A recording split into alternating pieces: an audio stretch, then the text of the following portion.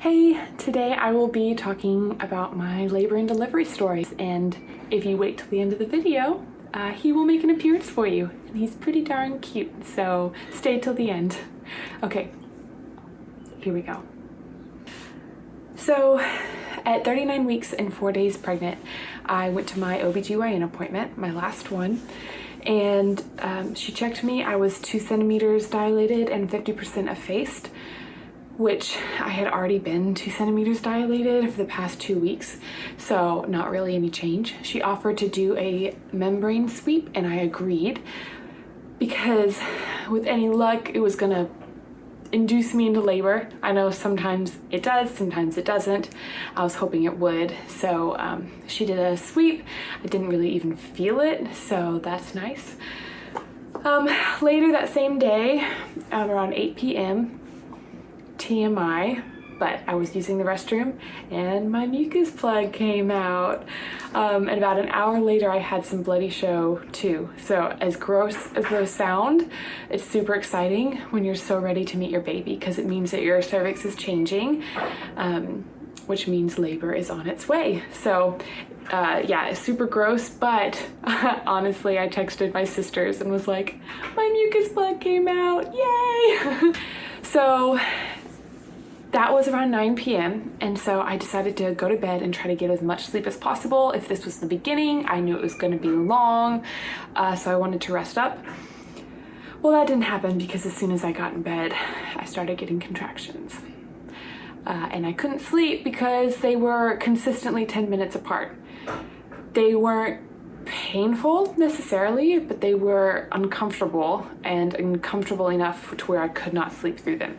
After several hours of failed attempts of sleeping, I decided to get up and start moving. If I wasn't gonna sleep and the contractions weren't going away, I was gonna get the ball rolling and try to help them out. So I bounced on my birthing ball, I watched movies. I think I watched Never Been Kissed with Drew Barrymore, actually. Good movie. I walked in circles around my kitchen, I took baths, I did everything that I could think of.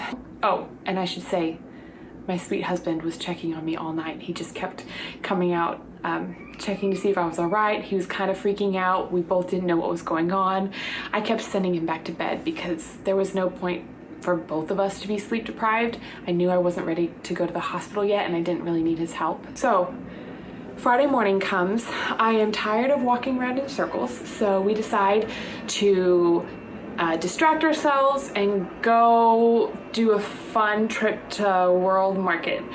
You might think that's a really random place, and it really is, but I had never been. So we went to World Market and we actually had a really good time. We picked out a lot of random stuff to try, and it was actually a pretty fun date.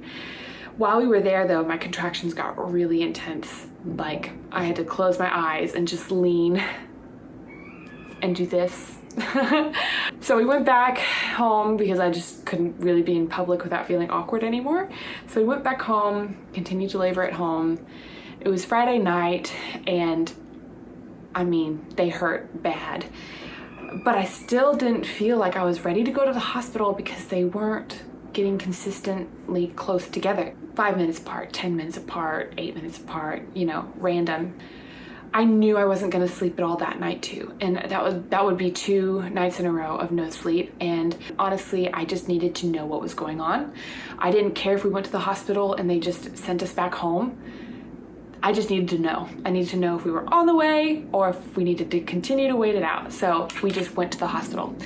We got there around midnight and they checked me, and guess what? 2 centimeters dilated.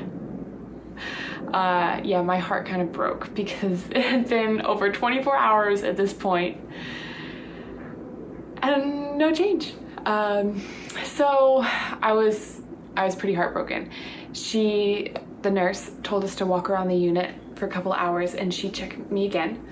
So we did that, and while we were walking, I don't know if it was the atmosphere or the fact that I could hear the sounds of sweet babies crying in the rooms next to us, but I could feel a change come over my body.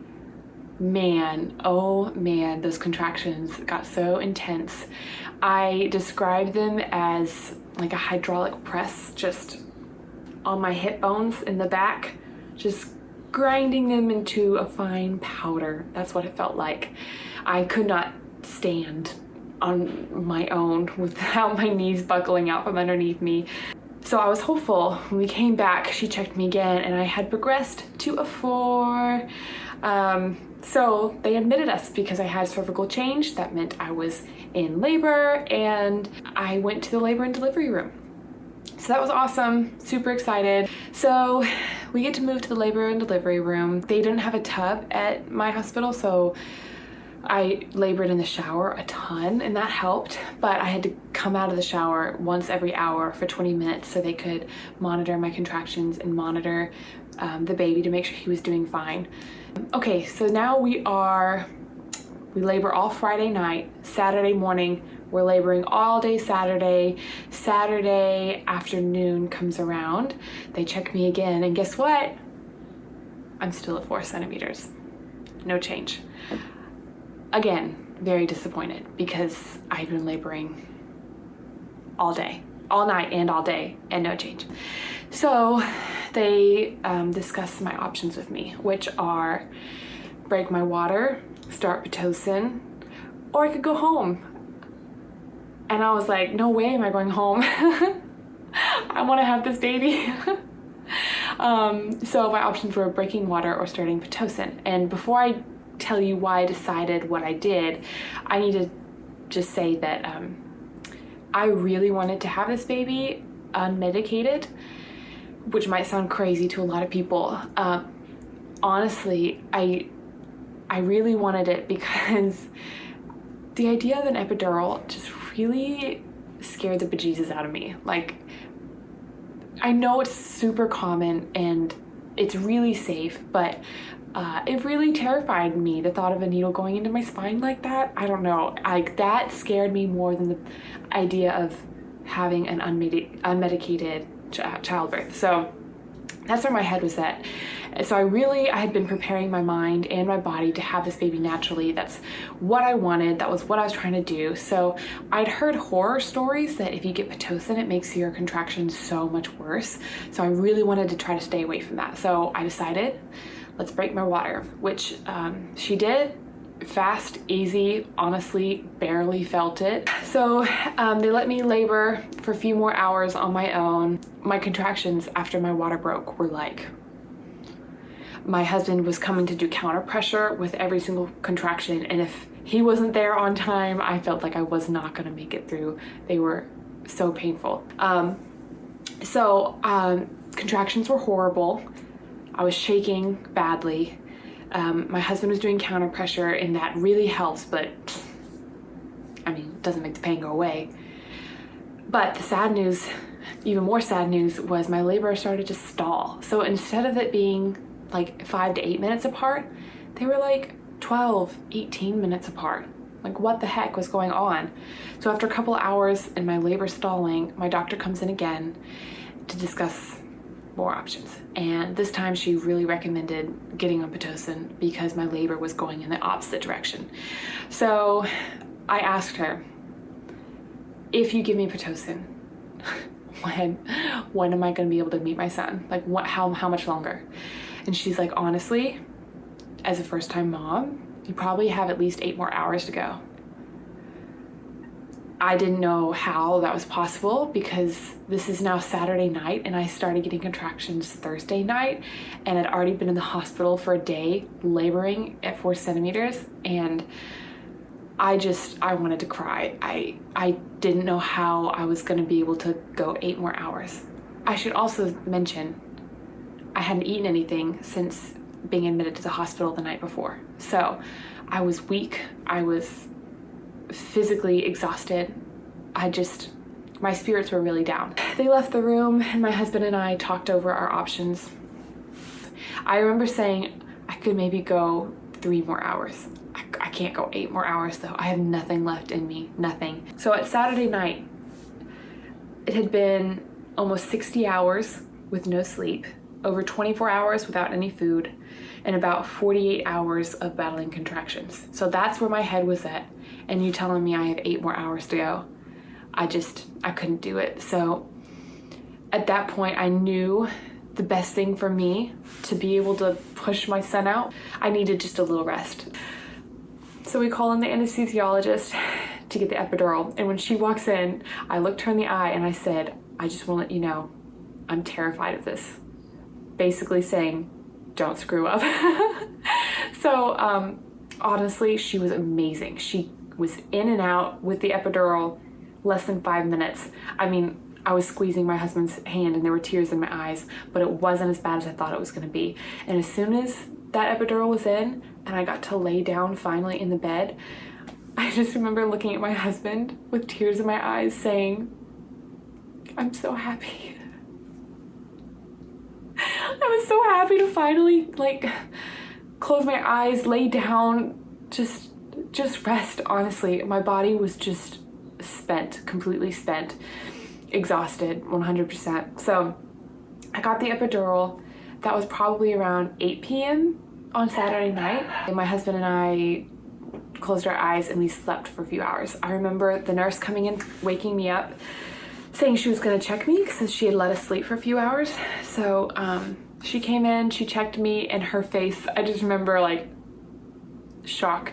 She's like, I could only get my finger in to here because baby's head was there, which was super exciting. So she's like, okay, I'm gonna call the doctor because your doctor's not here. It's like 1:20 in the morning at this point. So she calls my doctor. My doctor is on her way to the hospital. She was only like 5 minutes away. So she said, we're gonna do some practice pushes until the doctor gets here, just to get things ready. So we get in position. We do one practice push and the nurse goes, stop, don't push. Your baby is there. Your baby is ready to come out. So we pause, we wait for the doctor to come. The doctor comes, puts on her gloves. A whole team of nurses swarm in the room to prepare for little baby Grayson. And we start pushing, and we only pushed like 3 times. It was less than 20 minutes and our little boy was out, and they placed him on my chest. He screamed until he looked up and saw me, and then I can't even describe the way it feels to finally hold and meet your baby boy. And we cried, and it was beautiful, and I didn't even care that I was just out there for the world to see. I had 2 very minor tears that she said probably didn't even need stitches, but she gave me a couple anyway. And that was that. That was the story. There were a few things that I guess I could mention. I had to get 4 catheters, which sucked. When you get an epidural, you have to get a catheter, and she tried twice and messed up both times. So she had to call someone else in, and they got it right the 3rd time. And then when they took the epidural out, if you're not able to use the restroom by yourself, they have to give you another catheter. And that's what happened. So 4 catheters. Yeah, that's basically it. We are super blessed. Even though the labor was really long, the pushing stage was so quick and easy. And even though it was long, baby boy was healthy the entire time. He never showed signs of distress. I never had to get oxygen. Like, he was happy and healthy, which took a huge load off of my shoulders. Even though it was super exhausting, and I thought I would be disappointed in myself for not having the delivery I wanted, I was actually really proud of myself and my husband. We were a great team. We did everything that we had prepared ourselves for. I felt like I was a champion. Even though I didn't do exactly what I wanted, I was really proud of my body and how it could handle everything. It was a day I'll never forget, and that's it. That's my story. This is Grayson. He is 5 months old and he is the best. Thank you for watching my labor and delivery story, and feel free to check out all my socials, my blog. All of it is Mama's Truth, and subscribe so you don't miss anything. All right, say bye, Grayson. Bye. Yeah.